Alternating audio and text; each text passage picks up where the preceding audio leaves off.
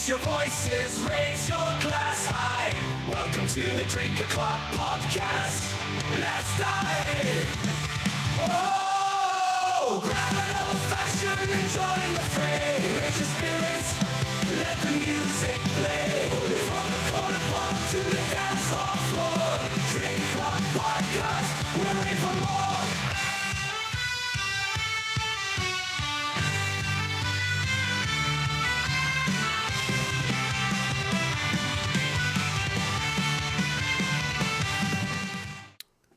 And we are live. Welcome to the Drink O'Clock Podcast. I am your host of the most, Rob Valincius, and I have the pleasure of having with me Paul Cram. Now, Paul, you're an actor, man. Welcome to the show. Hey, thank you so much, Rob, for having me on. And I am an actor, yes. And, look, I wasn't even going to list all your stuff. I was going through your IMDb. I'm like, all right, he's been in a lot of shit. It would take me 5 minutes to probably go over, more than half of it. So. I have been in a lot of stuff that nobody's ever heard of. And a lot of it, it's been very indie, very low budget stuff, which I'm super proud of and had a good time with it. But yeah, I've been in a lot of stuff if anybody checks out my IMDb. But I never assume anybody knows who the heck I am. So it's all good. We love that stuff. I got to tell you, because I saw you were in some pretty good indie horrors. Oh, yes. And oh, yeah. I've had indie movie producers, creators on the show before, and just getting inside the mind of a horror writer is just awesome. I have to say, as an actor, being given scripts and some of it too, I read it and I'm just like, oh, okay, really, huh? Like, how is this going to work? And sometimes it works really well, and then other times it's like, hopefully fans of like B horror like this, or I have to say some of the stuff I've been in, I was just like, and I'm not going to name any names of the films, but they know who they are, like the B horror where it's like, that was really maybe poorly written. I don't know. Yeah.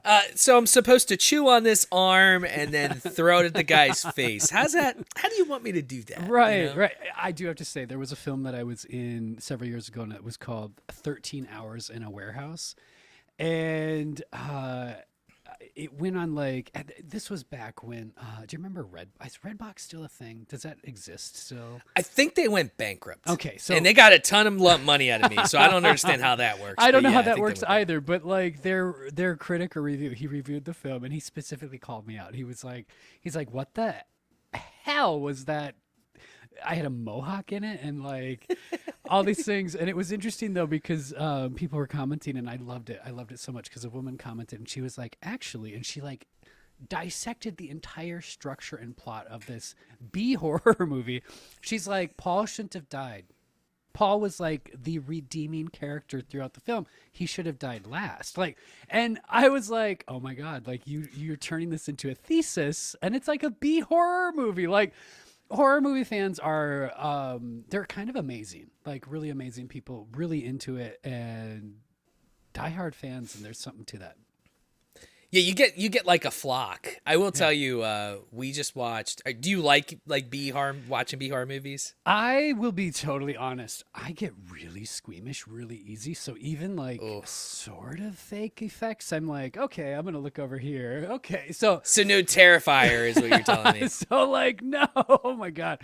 Yeah, I do like I've been watching like Squid Game and some of those, and those have a lot of I don't know. There's some movies. Did you watch the Saw movies? I did. I think I stopped at maybe 4. I don't know. It was getting like very Fast and the Furious-y. Okay, interesting. That's weird for me. I didn't get that far. I think I got 2 minutes into the very first one, and I was like, nope, can't do it. I'm surprised you got that far. I am too. But lately, like I was watching, I was watching, there was a couple of movies called Escape Room, and they remind me, I would say they're like Saw light. Like they're not like, they don't get, yes, are people trapped? And yes, do they have to figure something out or do something? But they don't, it's not so bloody, it's not so gory, it's not so, all those things. You're into the psychological horror. I'm into some those are psychological stuff, although I would say that Saw does tap into that psychological piece quite a bit, just not in the way that I can stomach. So I think that's a long way to answer your question, that I'm I'm definitely not maybe into the gore and the gruesome. That said, when I'm on set making a film, oh my God, sign me up. Like, like I'm the guy who, you might see it in one of my screensavers here. Like, the practical special effects are so fun. Like, so fun. Like, you want me to have half of my face blown off and be, do that. Like, sign me up, because I see how it's all made and how it's done. And that's interesting to me. Doesn't faze me a bit when I see it on screen. A buddy of mine came to a movie premiere, actually, what was that? For a movie that's out now. It just hit digital streaming a couple months ago, called Abroad.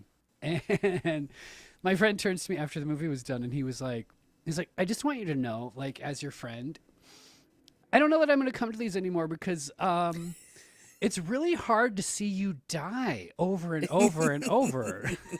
Like, you're like, I'm really good at it,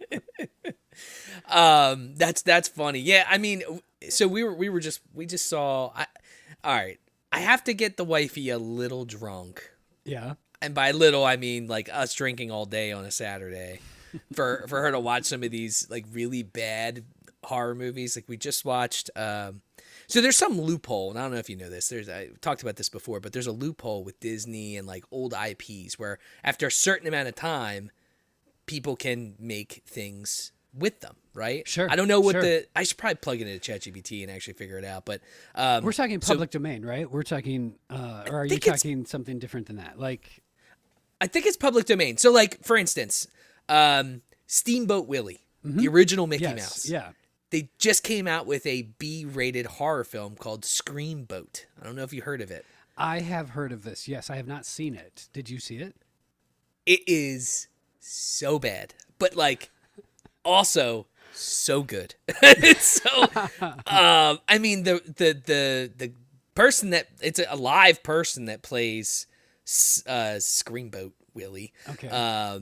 And it's not a cartoon at all, or it is? It's full live action. It's full and live they make action. him. Okay. They make he's small, like an actual like small mouse. He wields weapons. I'll put one of the craziest deaths in that movie is two girls are doing a TikTok together, and they have their thing up and they're like doing a dance, and they have their mouths open, and and it's funny because they're all dressed in like Disney princesses. So there's 5 of them, and they all resemble Disney princesses, in like a ridiculous way. Right. But it's like the girl's birthday, so they're in dresses, and it's in New York, and they're on a what do they call that? A ferry. They're on a ferry, and so they're doing this TikTok dance, and the Screamboat decides he's going to kill them, and he gets into a what the hell's that thing that carries boxes and pallets? Oh, like a pallet? Not a pallet jack, like a forklift, yeah? Forklift, yes. Okay, good shit, man. And he raises it up, and as they're, and those things aren't fast, but as he's driving it up, he moves it up to their mouths, and he impales them both at the same time. That's just one of the crazy deaths. And but the funny thing is like, for some reason, I just love. I watched both. There's a Winnie the Pooh one. And these are all live action. These are all live action. Okay. Huh. So I don't even know what to say to it, because I was thinking cartoon, but it's not, and it's no. So what is the reference to connect the dots for me, or is it just not there? What is the connection to the actual to the cartoon Steamboat Willie? Like, what is the how do they play with that, or I don't get it. They literally showed the like original Steamboat Willie. Yeah. On the boat, and the way the movie was set up was that they were I think driving the ferry back in the day or some crazy shit, and he lost, I guess it was Minnie Mouse. I don't know what they called Steamboat Willie's Minnie. I don't know if it was Minnie. And so she was lost at sea. Okay. And he was looking for her, but he got trapped in this like random like trap door, and he was stuck there, and someone opened, like a utility worker opened it up and freed him. So he went on a murderous rampage.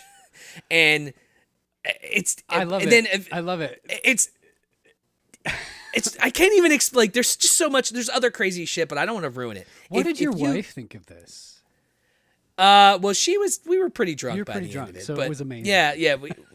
We just kind of were like, what the fuck did we just watch? Winnie the Pooh was the same way. The script I think was a little bit better. They like show all the original Winnie the Pooh characters and things like that, and then they say that what's his name, Robin, Peter Robin, is that his name? Peter. Oh my God! Why can't I think of his name? Christopher Robin. Christopher Robin. Yeah. I'm mixing that and Peter Pan. But Christopher Robin, the way they spin that one is that instead they like play the angle where he just abandons them in the enchanted forest and never comes back. And really, in reality, he went to college and like was living a normal life. Yeah. And when he came back, they were like hungrous, murdering, fucking crazy animals. Did they kill him? Oh yeah. And Dismembered by Winnie the Pooh. It's there is something there that is so. And scary. Eeyore's in it, and Piglet's in it. Oh, dude, I'm telling you, there's a whole genre. There's I haven't seen it yet, but there's a Peter Pan one called Nightmare with the Lost Boys or something. Some crazy shit, but it is. For some reason, I'm obsessed at watching them, and they're all bad. They're so bad. You're reminding me of so I wish I could say that I always watch like every film that's ever like every year that's nominated for an Oscar. I don't. But I do like to watch the short films because they're more bite sized and you can get through them a little bit faster. But this past year, I watched. They played them at the theater near me. The 5 Oscar-nominated animated shorts, and one of them is really ringing a bell with what you're talking about. Like they had to put up on the screen that the next 2 films, children are not allowed because there's nudity and like all these things. And I was like sitting there, and I'm like, wait, what are we watching? Like, what's happening? So, like, I'm intrigued. I was like, I'm intrigued too. And so, like, there were some parents there with their kids, and they stood up and they left. And I was like, what are we going to see? Like, what is this? And I kid you not, there was a film. I'm gonna blank on the name of it now. I'd have to look it up. I mean, it's easy for people to look up too. Like, it's the 2025 short Oscar-nominated films. But there's one that was from like Belgium. And I'm not kidding. Like, I was sitting there and I was like, oh my God. And I started to look around. Everybody in the theater, we all were like, what the fuck? Like, what is happening right now? Like, oh my God, we're all so disturbed. And it was so well done in that way where it's like, I feel so confused as to what's going on. And also, like, they did this thing. It was so clever where, it was like we were on the set. You don't realize this until you're like halfway into the short film, and it's like, wait a minute, it's kind of like we're on like Sesame Street or something, and the animator or the puppet master dies, and he just gets old and he dies. So like his body is decomposing on this like little studio set that he made, but the puppets and things are still living, but they don't really understand that it's like, oh, okay, like this human being died. Like it was so creepy. That's fucked up and bizarre. And one of the characters, he takes off all his clothes, one of the puppets, and he's running around naked, and you're like, what is going on? Like, so it was like that. Yeah. And it was really dark, but then at the end it got really like hopeful. It was so interesting how they played with the emotions like that. And I'm glad I saw it, but if anybody would have, I don't know. Yeah. I was glad that it was in there. So, well, you know how Europeans are, man. They're, boobs, dick, whatever. They don't really care. Here, different story. And I appreciate it. I I have to say, like, I grew up in a very religious family, and but not just my family. Like in America, we are pretty prim and proper when it comes to all of that. Like, I have one of my nephews married a young gal from France, and she was talking about she's like Americans, and she's like, we have nude beaches, like. What are we doing here? And I was like, yeah, you know. I mean, I wouldn't be the first one out there. I gotta tell you that. I would probably be the fat kid wearing shorts. But you mentioned growing up, and that's really where I like to start the podcast. I know we already went 15 minutes without talking about you at all, which is uncommon. So it's a good convo. But can you talk to me a little bit about, growing up? I know you had mentioned, being homeschooled. You had some unique experiences. Yeah. So talk a little bit about that, and eventually what kind of steered you towards acting. Oh, happy to. Yeah. I've said this before on a lot of podcasts, but I come from a really big family, or big to me. Like, I'm one of 7, one of 7 kids. That's pretty big. Yeah, pretty big family. And I'm in the middle, so I am always eternally saying Marsha, Marsha, Marsha. I have like that whole middle child Jan Brady complex. Yeah. I would say too that ties into some of how I came to be interested in performing and acting. It's like, somebody please pay attention to me kind of a vibe. Give me some attention. But kudos to my parents. I do think that the homeschool thing was, for me, it turned out to be really good. Like, I got a good education for it. I do know some people that have been homeschooled, and I was just like, a little sketchy. But for myself, I got a pretty good education. And something I also liked that my parents encouraged and did for me and my siblings was I do remember my mom telling me once too. She's like, I don't want you to be afraid to talk to people. I don't want you to have stage fright. So I was up on stage, doing drama stuff from a really young age, like being the shepherd, whatever, at the church play or whatever, that kind of stuff. But I think there is that, especially for homeschoolers. At least there was when I was in it, which was a while back, when I was in grade school, high school, all that stuff. There was a little bit of that cliche of like homeschoolers being super nerdy introverts. I probably am a little bit nerdy. I am a little bit introverted, but I'm not afraid to stand up and talk to people. And so I appreciate that my parents did that.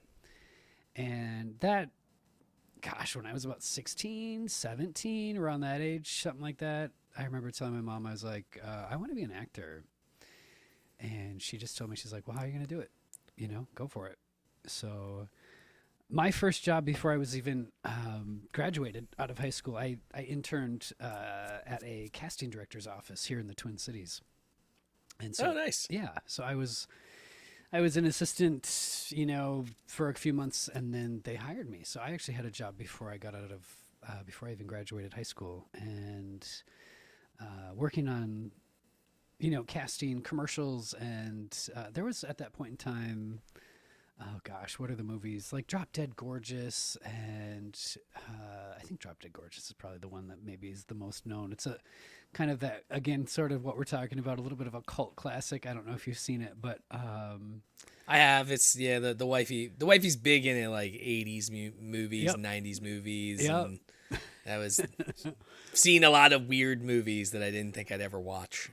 which it sounds like you're a couple made in heaven. If that's Yeah, I think we're at 15 years, 16 years. I don't know. Oh, We're cheers. not married. well, I mean, But- common law, right? I just keep giving her rings like every 5. She said every 5 years, which I don't know where she got that, but here we are. So we just kind of, You're just rolling with know. it. You're like, every 5 years I need to give you a ring. Hey, bring it. both our parents have been divorced a lot, so it's like, Yeah. let's not. Eventually, if we do it, great. But I feel like it also annoys people because that's like today's thing. People always ask, well, when are you having kids and when are you get married, and we're never for both. I feel, yeah. Oh, yeah. We have dogs. you know, they're our dogs are babies. family. Cats are family. Like pets are family. Like that's yeah, absolutely. That's awesome. So yeah, I'm not married. I dating is fun, really fun when you're a little older. I don't know how you do it, dude. I don't think I say this to people. I told her, if we ever break up, I'm just gonna be a monk. Leave my house like once every year, you know. Like I have no, the way it's done now is not how, like, when we were younger. Like, you went to a bar, Yeah. you know, you talk to people, and now it's like everyone's on their I sound like my damn dad. I feel like sometimes, you know, we do become our parents in a lot of ways, and I think I probably sound like my dad too. But no, I'm with you on that. Like, yeah, back in the day, wasn't quite how it is today. And I have to say, dating is weird, like super weird. I still would rather meet somebody in person. I can't handle it. I can't handle it because I am on some of the apps and oh my god. And the guys. Oh my god. No. I'm just like, I am like, get me off of this as quick as possible. Let's, you know, if we swipe whatever way and we connect, cool. Then let's grab a coffee. I do not want to talk to you about your day. I don't want to talk about like childhood memories if I haven't met you in person. Like, what the fuck? So people are crazy, man. People are nuts. You never know who's a serial killer. That's how I look at it. well, you never know who's a serial killer. And I mean, my most recent, this was a couple of months ago because I've been avoiding the apps now. But yeah, this guy, you know, we can't, I don't know. It's Hinge. You I don't think you swipe right. Whatever it is that you do. And I was just like, hi. He said hi, you know, and it was fine. I was like, let's maybe grab a coffee and whatever. And the next morning, I'm not an early riser. I think it was like 6 a.m. Ding, and I looked at my phone, and it was like, good morning. I hope your day is going so wonderfully, Paul. And like it was like this, and I'm like, who are you? Like, I don't know you, and I don't want a good morning from you. We haven't met. Like, I'm not a morning person either. That's not my. I've trained myself on the weekends to get up at 7:30, and I used to sleep till 11. But I also used to stay at we're late. 7:30 is that's early for me. I'm a night owl, so yeah. But if it's not the weekend, what time do you get up? Well, I work in office like 9 to 5. Well, 8:30 to 5. Now it's 8 to 5, so it keeps getting it keeps earlier, a little earlier. So I get up at like 7. Sure. And honestly, I'm a nerd, so I'll tell you the sole reason I get up at 7:30 on the weekends is to play video games. that's my video game time is Saturday, Sunday, 7:30 to like 11. That's I play a little bit during the week, but that's like my time because the wifey she sleeps in, so you know, we let her sleep. Dogs sleep with her. No one bothers me at all. I drink a couple caffeinated beverages, and I just, you know, kill little kids at home, and it's legal. You know, I'm not gonna get. What game are you killed. playing now? What? I just got. I think you can see it, right? Yeah. I just picked up like a Nintendo Switch maybe 6 months ago, something like that. Like I don't know if this is weird or not. I think this is a thing. I love watching people play video games. It's a whole thing on YouTube. Like, I will sit and watch all of that. I used to do that. That's actually where this podcast developed from. I used to stream video games. Oh, you did? I love it. Okay. Yeah. Okay. But yeah, I have a Switch. So I have a Switch that me and the wifey will play together. I also have a Steam Deck, which is basically a mini PC video game handheld system. Oh, I love it. Okay. Which we'll play on. But I'm a PC gamer, so like, you know, my degree's in IT. I love to build PCs, so like my computer's it's a pretty beefy thing that I've built from scratch. It's my Frankenstein monster that I love. Yeah. But I play a lot of it's called Valorant. It's like a 5-on-5 shooter game. Oh, nice. And okay. I'm a very competitive person. So like I don't have the competitive. I'm not in our sales department anymore at work. And I tore my ACL a long time ago, so I stopped playing basketball because I'm also like overweight now. So that's out of the bag until I lose some weight. Yeah. So I don't want to tear Yeah. another ACL. Yeah. Plus I'm pushing 40, so the moment you're pushing that, all things just tend to break. Things change. As one who has Yeah. passed that mark myself, some things start to change, and it's You can't go back. You got to take know? vitamins and things like that, right? Yeah, you gotta take 13 vitamins before you start a podcast. But yeah, that's what I play, and one game can be 30 to 45 minutes. So it's a long game, and some games are fun because you have people that are cool, and then other games, the moment you jump in, I mean, this was a little while ago, but I jump in, I'm like, hey, how's everyone doing? And normally if a girl is playing, the guys just berate her, and that's probably why half the time girls don't speak when they're playing video games. Interesting. But the moment I said, she's like, shut the fuck up. I'm like, what the hell, man? Like, I'm just playing to have fun and chill, Yeah. Interesting. Huh, But- so have you ever put on your girl voice and been like, but guys, I just want to play. You know what? I actually had for a little while, I had a voice changer. Did you? And yeah, it was pretty good. And sometimes I would fuck with people, but it's a little weird because you can typically kind of tell. But with AI, man, I don't know. Some of that shit's getting pretty wild. Some of that shit is getting I agree with you on that. As I'm a member of SEG After the Union, and there's been for years now. There's been a lot of talk about all of that going on, and how do you protect your likeness and yada yada yada yada yada, all that stuff, all those concerns and things like that. So it's an interesting thing that we've seen unfold here now for quite some time. It's wild. I mean, I watched one yesterday, and it was really interesting because I was like really into history, like Western civilization history in college. Okay. And they had, how TikTok will have people that they interview people on the street, right? Love it. Yeah. They have they use Google. It's a new one. It's like Google VO or something like that, or it's someone's brand new AI, and it was all AI generated. It looked like real humans, but it was back in like the Western civilization days. So which is cool. This guy, that's really cool. It's they go up to this. They go up to this guy and they're like, "Hey, man, like how was your day?" He's like, "Well, I started my day by stepping in a pile of shit."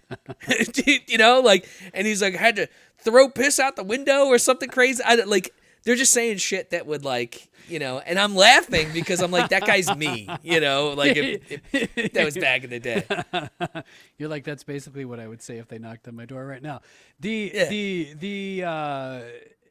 There's so many cool applications for that, like especially for like what you're talking about with history, using something like that to teach would be amazing. Yeah, so I don't know. That's fascinating. I haven't seen anything specifically like that. I was doing a presentation once for some work stuff. When I'm not acting, I work like in creative, like marketing and that kind of stuff. And I used it for my presentation because I was talking about Rome back in the day, and they had just like computer generated, like they had rebuilt the city. Like this is probably what it looked like, and like stuff like that I was like, this is amazing. And this was a few years back. I'm sure everything with generative AI, oh my god, like now there could be exactly what you're talking about. Like you and I could be, Roman soldiers that are really legit. I'll send you the link. Do it. So you can see it. Then tell me what you think. It'll freak you out. But all right. So let's get back to you. So homeschooling. You got a job before you got out of high school. What kind of transpired after that? Oh gosh. After that, it was a good job. Like I said, I had not graduated from high school yet. And this would have been in oh my God, I don't even want to try to figure out what year that was. But like I said, when those movies, back in the day, when those movies were coming out, but it was insane because they paid, what was it? They paid like $20 an hour for me, and I hadn't even graduated yet. So I was like, this is a really good job. So I worked with them freelance for several years. really getting my feet wet. While I was working there, I also was doing. This is also part of why my IMDb is like 2 miles long.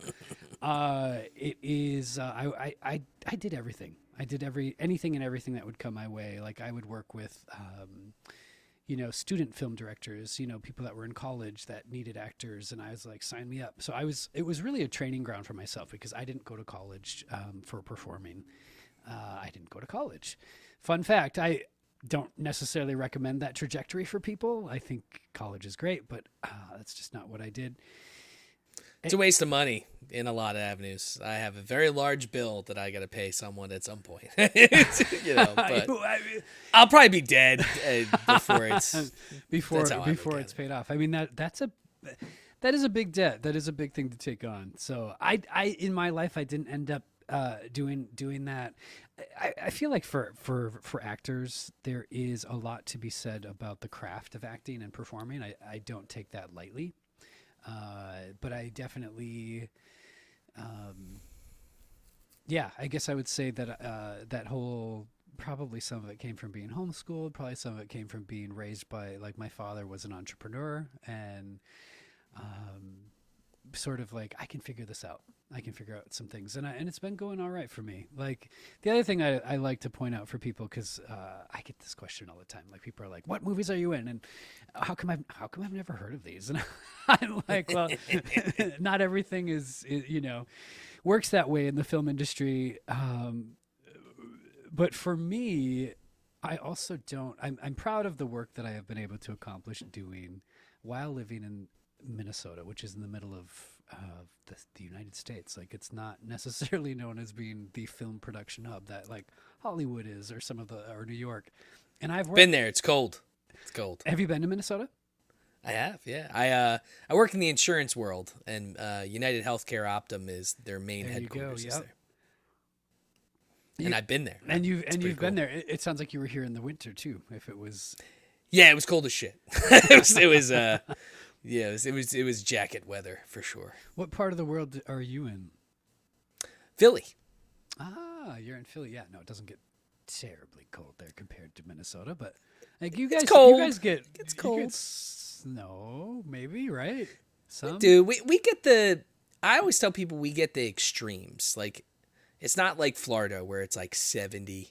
Unless you're in Miami where it's, always 100. But, we get extreme winter where it's, -5 degrees and fucking cold. We didn't have that much snow this year, though. Not as much as I thought we were going to get. Yeah. But then we also get, it was 97 degrees when I got in my car today. So it's like. Oh, gosh. No. No middle ground.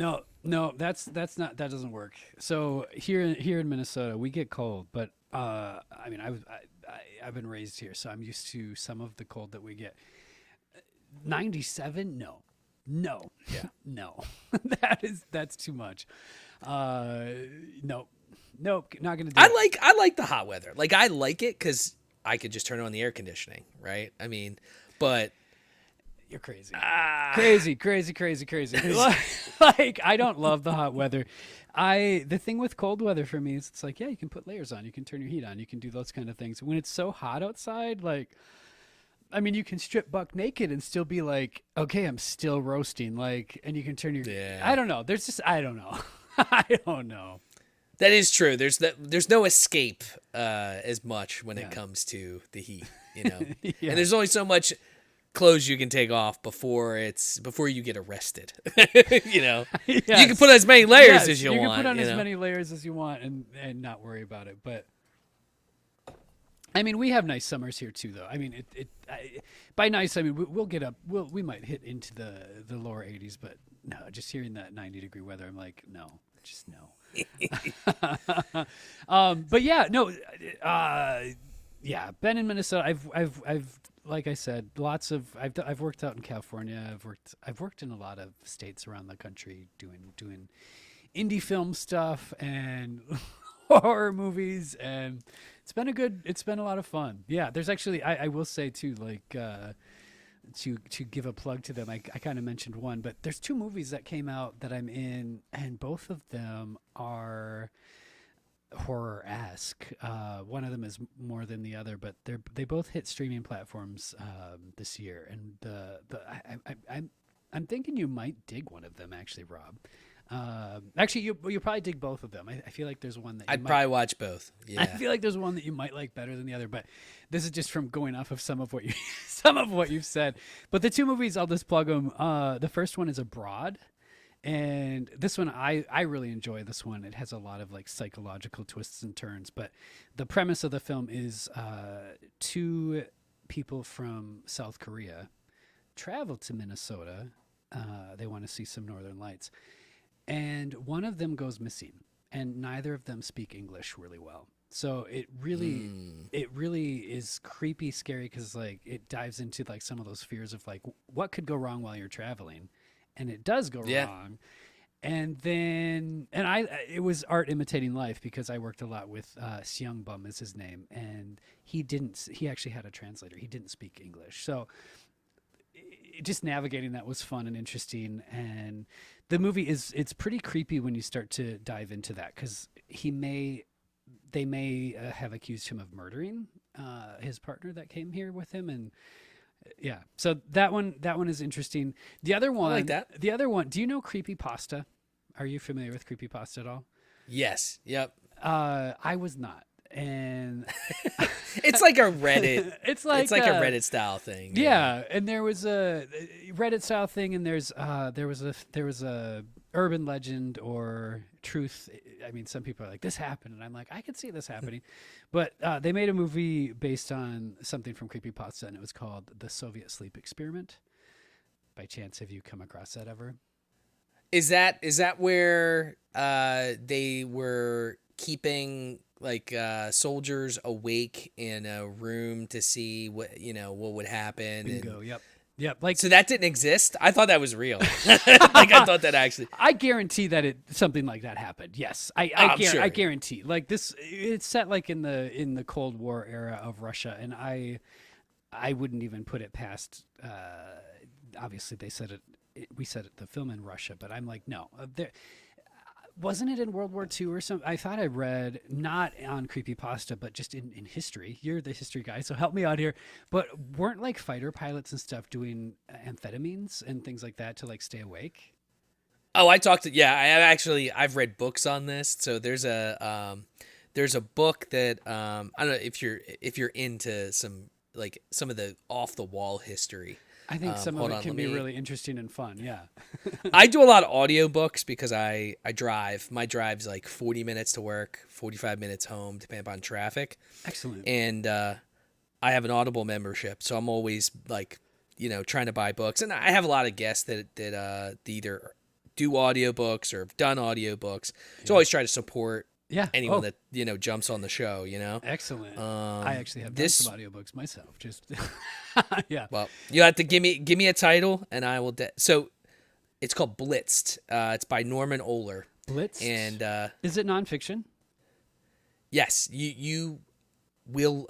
I'm fascinated with World War II. I'm sure many people are, because you want to know kind of like what the fuck was up with Hitler, basically. Right. Right. But he talks all about the Third Reich. He talks all about, it's a lot of information about Hitler and his doctor, and they talk a lot about all of the drugs. Basically all of Germany was on meth. But they didn't call it meth. It was what the hell was the name of the drug? Interesting. And I can so understand and see that from the perspective of, not to justify anything that was going on whatsoever, but there was such I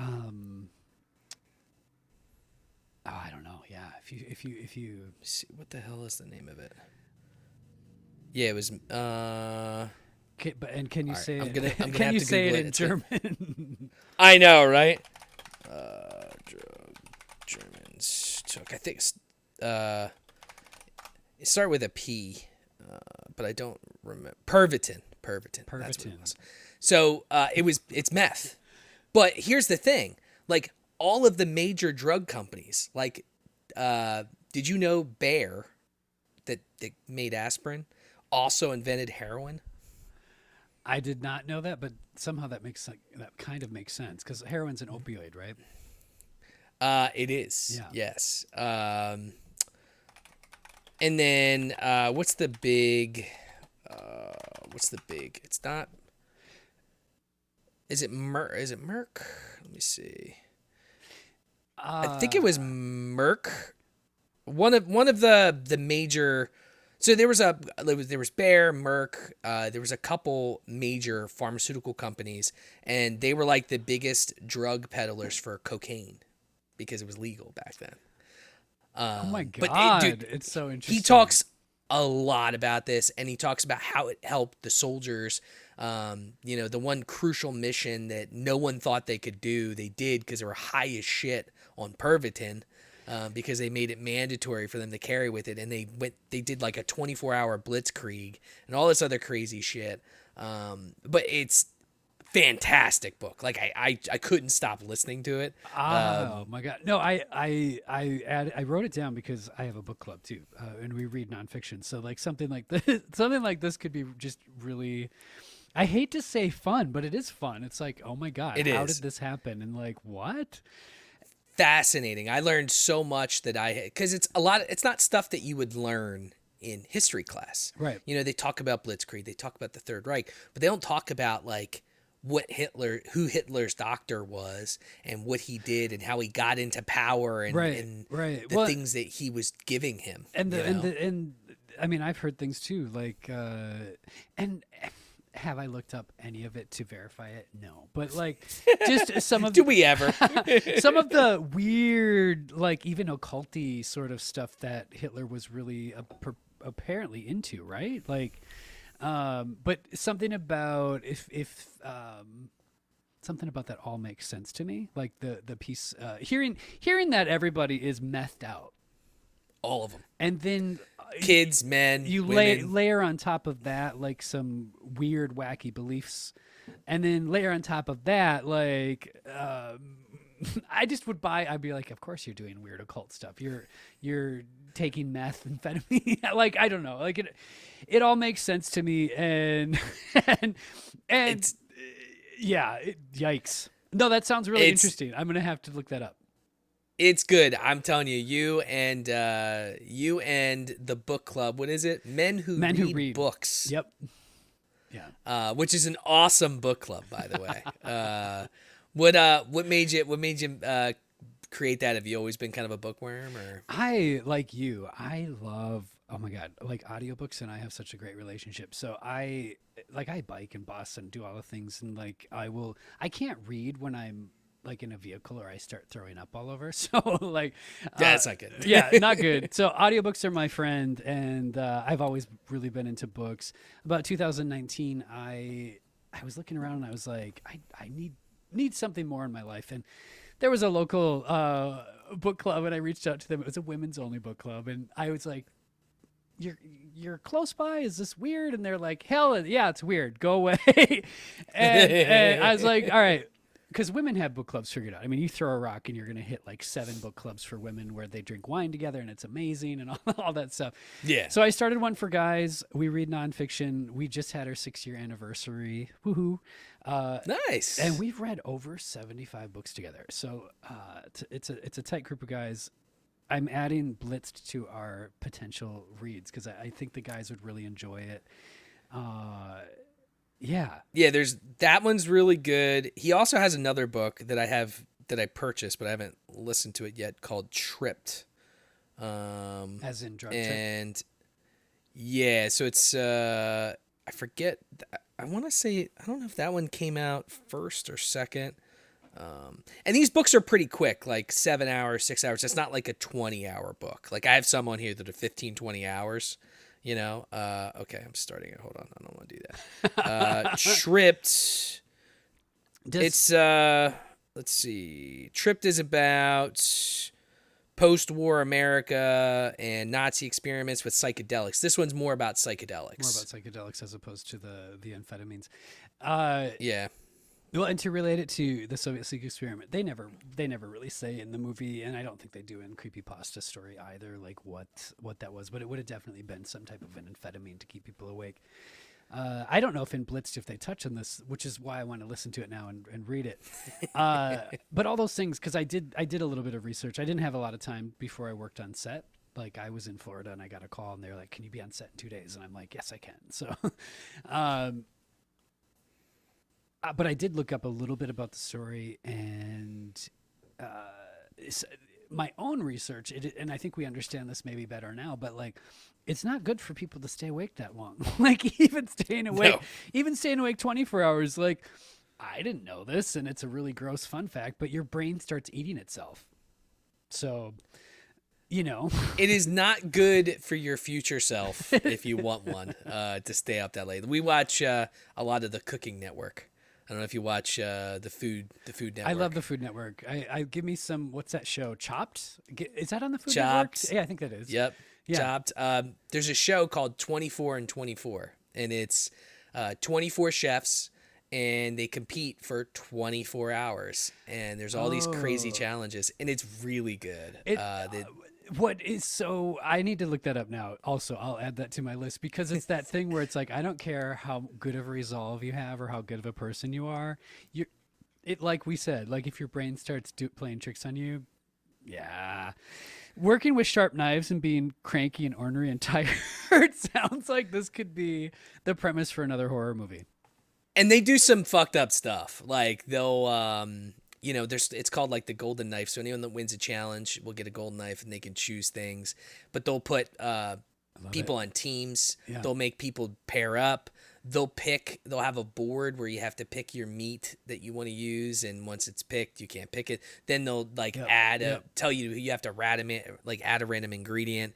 And there's some pretty good chefs. They're like pretty well-known chefs. Like if you watch, the Food Network, like we watch it every day. I love it. Like, we know. I love it. Yeah. I mean, I'm familiar mostly with like Top Chef and Chopped and some of those.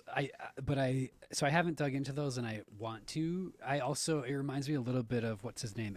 Is it Elton Brown? He had a show. I don't know if it's still going on, but where the contestants would like sabotage each other while they were trying to do like the cooking thing. I don't know if I'm trying to remember if I can remember the name of the show. Cutthroat Kitchen. Thank you. And that's actually the new season's out right now. It is, and okay. It's really good. Is it Michael Simon is one of the ones that is the host of 24 and 24. 24 and 24. Yeah, and then babe, who's the name of the other guy? Malarkey does Cutthroat. Malarkey, why do I recognize that name? He's crazy, man. Yeah, he's crazy. I know who that is. Yeah. If you saw him, he's crazy, but he really makes the show. He makes the show fun, and it's unique for sure. We never used to watch the Food Network, but for some reason we started watching it, and they have some great shows. Like just sign me up. I bought a KitchenAid mixer because of all the shit that they were on there, and now I make we were making garlic cheese butter for the wifey the other day, and I shred my own cheese with it because I'm a TikToker. Saw a TikTok video about how much shit they put in like bagged cheese, and we have tacos. So when I cook, I was using the bag cheese, and if I make homemade mac and cheese or homemade lasagna, I would use the bag cheese, and it's bad for you. They have a lot of ingredients that they don't include in the big blocks of cheese. Let's say that 7 times fast.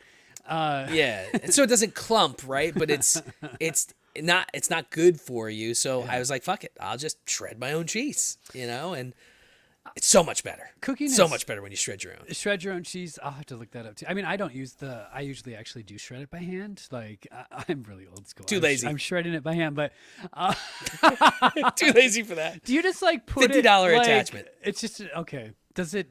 You just if you have a KitchenAid mixer, there's the little circle thing where you put the attachments for pasta makers and stuff. Yeah, got it. You just literally you plug it in, you cut the cheese, put it in, pull it down, and it shreds it. It does it. I'm picturing like something from like the Jetsons where there's like some hand that's doing this.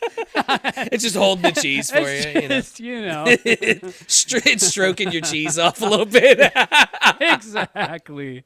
I also love those. It reminds me of those things too, where I'm like, that's not making that any easier. Like if you had to sit and shake the thing while, But I saw all the things, and I said to the wife, I'm like, listen, I know this is gonna sound crazy. I'm buying a $350 KitchenAid mixer so that I can shred cheese, and I could get a $20 one, but I'm never gonna stick with it. My thing is I'm never gonna stick with it if it's complicated. And if I'm sitting there and I gotta shred the cheese, and then the thing, it's plastic and it breaks, whatever. No. And I could use the KitchenAid mixer for a million other things. I love it so much, Rob, because of the fact that I just bought a kitchen weight, like a kitchen weight scale thing, just to measure out some things. And could I have bought the one that was $20 and takes batteries? Absolutely. Did I? No. Nope. I bought the one that has the nice plastic where, you and it's really heavy duty. And do I cook enough to justify this? No. But I was like, if I'm actually going to use it, the ones, if something is battery operated in general, I don't know. How good is it? I'm one of those people, man. I do a ton of research. I go all in, and I go off of reviews. And if I'm going to do something, I tend to do it. Like, I'm not rich. I don't make a ton of money. But you're talking to an actor who is not like, I'm a proponent of you spend the money once, and you get something that lasts a long time, right? A KitchenAid mixer lasts fucking forever. Yep. And I also buy warranties for everything because I'm in insurance, and that's like, I get weird about that stuff. So like, all of my electronics have 2 to 3 year warranties, no matter what. So that's how I look at it. It makes anyway. sense. No, I'm with you on that. Like I'm a big fan too of. This could be a really big conversation or deep rabbit hole, but it is that thing where it's like I'm a big fan of buying something once and buying quality, and I mean that too, just for like general things like I go to the thrift shop all the time. I'm like, I don't necessarily need to buy new, but quality, like it's a good thing. And yeah, my mom, we grew up thrift shopping. My mom still does it. Yard sailing. It's you find some gems. Yard sailing, thrift shopping. You never know what you're going to find. You never know what you're going to find. And yeah, no, I'm a thrifter. I enjoy it. There's something to that whole, it's like a treasure hunt. It's like, okay. Yeah. Yeah. Yeah. Yeah. Someone's trash is another man's treasure, right? It's amazing. Some of the things that I've seen in thrift shops. I'm like, who's going to buy that? And then you see somebody carting it out and it's like, oh, okay, well, that's you. It's like, I wouldn't agree with your purchase, but do you, man, Now you've been in a lot of roles. So talk to me about what was your most memorable role for you? Could be anything. I get asked this question all the time, and I'm not trying to dodge it. I don't know that I necessarily have one. And part of the reason for that is, my friend Mary, she does stunts. I was talking to her once, and I was in my hotel room. I was working on a film, and I was like, oh my God, I'm so tired. I'm exhausted. Like, everybody else in the cast, they like want to go out and they want to, go to dinner and like go to a bar and all that stuff. And I'm like, I don't know how they're doing it. And she's like, Paul, they're doing it because you're like, every scene you're in, you're like having a baby emotionally, and like you die, and like all. So I don't necessarily have one favorite, but I definitely work in a lot of character work where I am in horror movies. I die. I either die or I'm the villain. Like, and I don't die simple little deaths. Like I am dying where very creative deaths, but also just a lot of emoting. Like I will say, spoiler alert, in the Soviet sleep experiment, we had to do a lot of takes of the scene because I get my tongue cut out. And like they were... Oh, that's cool. They were trying to have me lay it flat on the ground with my mouth full of fake blood. And like I like, it's one of those jump type things where I come up and it's yeah. And I couldn't do it. Like, and I was like, why can't I do it? And then the one of the people, they're like, well, of course you can't do it. Who fills their mouth with liquid and then like lays like, this is, of course you're choking. Like we have to figure something else It's not practical. It's not practical use there. This isn't. Yeah. But so in the horror genre, I'm doing all that stuff, doing crazy stunts and dying, or I get cast. I do chuckle about this now, but like I went into an audition for a film, and the director, he takes one look at me and he's like, "You're perfect. This will be great." And I was like, "Oh, cool, great, thanks." And it's for a meth addict. and, That is hilarious. and, yeah. So, But also, should you feel like a way about that? Like, it's one of those things where, I mean, yeah, I do feel a way about that. You're like, Oh, what's that say about me a little okay. bit? You know, Thank you. I got the job. I got the You job. know? I get the jobs a lot. I definitely am not the there's a lot of like commercial work here in the Twin Cities. The bite and smile. Like, I don't get cast as the bite and smile. The bite and smile goes to the good looking guys that don't look like they just came out of a meth den. Is a meth den? Is that a thing? Is a meth den? I don't know. I don't. You know what you do? You know who you do remind me of a little bit? I'm sure you've gotten this before, but Jesse from Breaking Bad. Oh, 100%. Yeah. Like you remind, but that's like, I'm not saying he's a, you know, I guess he was a kind of a meth head in there, but I mean, actually, I don't think I think in the storyline he did other stuff, but I don't think he ever touched the. he smoked a lot of weed. He smoked weed. He may have smoked. I think he may have. He didn't do the meth though, right? I think that was part of the line. I think that was part of the. Heroin. I think he Did was he do addicted to oh, heroin because oh, his girlfriend his girlfriend. died. Yeah. Oh, she died. Oh, that was so sad. I was so That mad. was an awful episode. But all right, this is gonna sound horrible, but she was kind of super annoying. So it was, you know, it was a nice exit, like for the viewer. She was great actress. She's amazing. I would love to. I would love to work with her. Also, like, gorgeous. Like, she's just a gorgeous person. She was kind of an annoying, but I feel I don't know how to say. I feel like if you're doing heroin and not just heroin, any drug, are you really going to be showing up as your best self? I mean, you know. But I look at it this way too, as a viewer, right? If it's I think it's two things, right? It's good writing. And it's good acting. If I, in my life, hate your character, like if I hate you, yes, they're doing a great job at both of those things. 100%. 100%. It makes me think of I was in a film called The Lumber Baron, and I struggled so much with the lines because the lines, like, my character spoke in this very circular. There was never an end to his sentences, and like there was paragraphs of dialogue. And I was like, I don't know how to do this. Like, this is just so hard to do. Like, I kept flubbing where I was in the lines because they didn't make any sense at all. And then I was watching the film and I was like, actually, the writer was amazing, because it was like, I hate watching myself. And everybody in the theater was like, would you die already? Yeah. Like when my character finally was like, I didn't actually die in the film, but when I finally, like, the lead character, she's like, she just finally tells me, shut up. Like, people in the audience cheered. And I was like, this is good. This is an emotional reaction. So, you know it's good when you get those type of reactions. You know, I feel like the writing and the acting, they kind of go hand in hand, right? Yeah. You can always tell, like, if the writing's bad but the actor's good, you can almost sometimes they can save it a little bit, I think.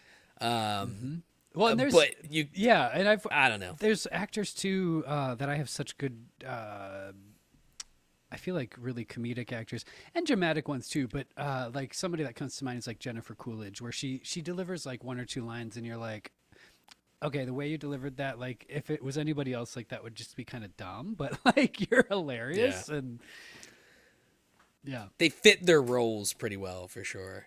Yeah. Well, look, we're getting close to the hour. We are, and this was a lot of fun. I didn't get to like really any of the stuff that I was going to talk about because we riffed, and that always is a good thing.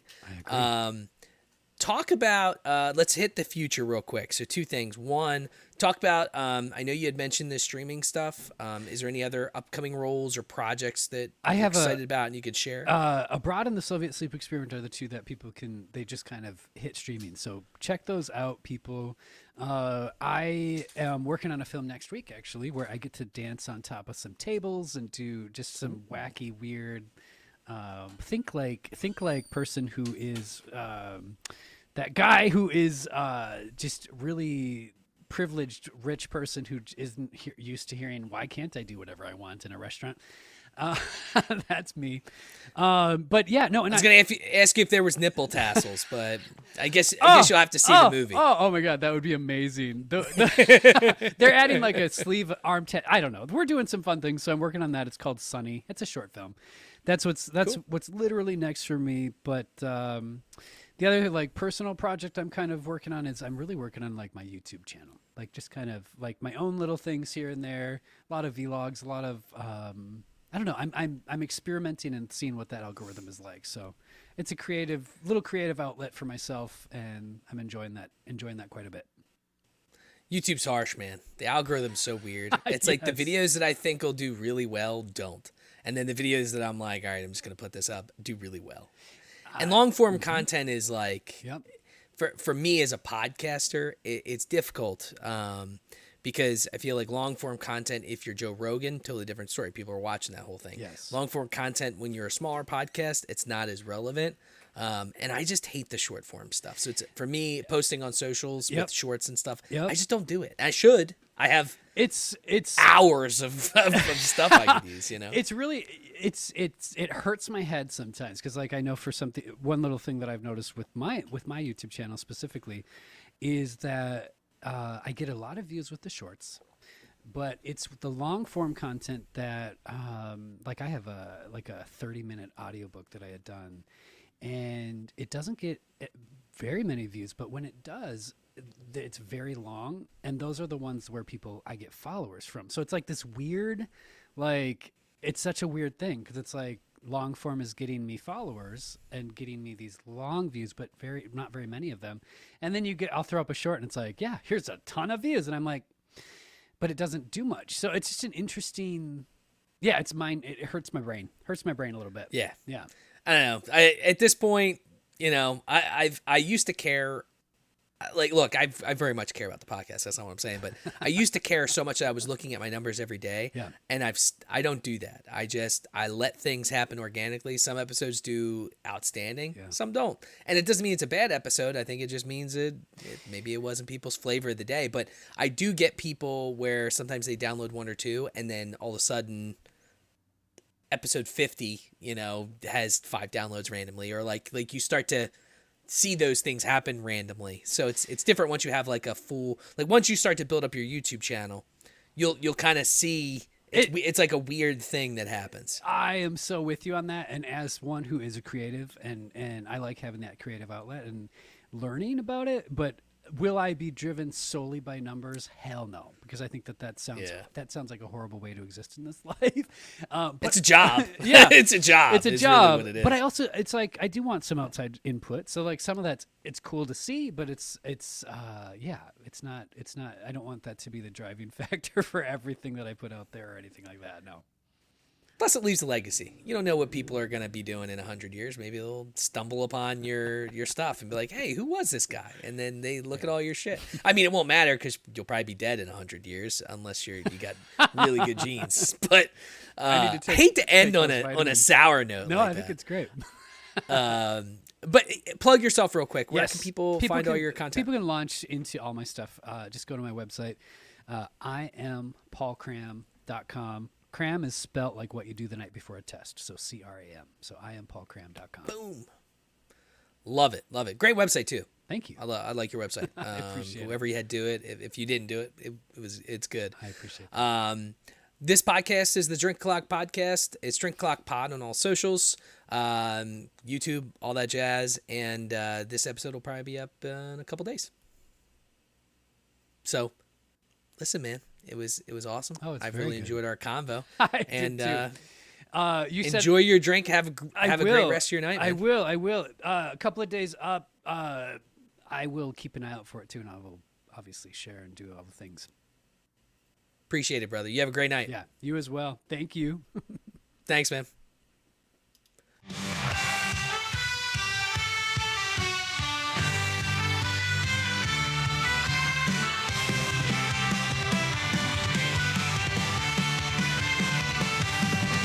On a stormy night legends unfold. There's a podcast that's breaking the mold. Raise your voices, raise your glass high. Welcome to the Drink O'Clock Podcast. Let's dive. Oh, grab an old fashioned and join the fray. Raise your spirits, let the music play. From the corner pub to the dance hall floor. Drink O'Clock Podcast, we're ready for more. We're ready for more. With a mix of folklore and rebel cheer, we'll guide you through tales of whiskey and beer. From Irish shores to lands afar, grab your friends, it's time to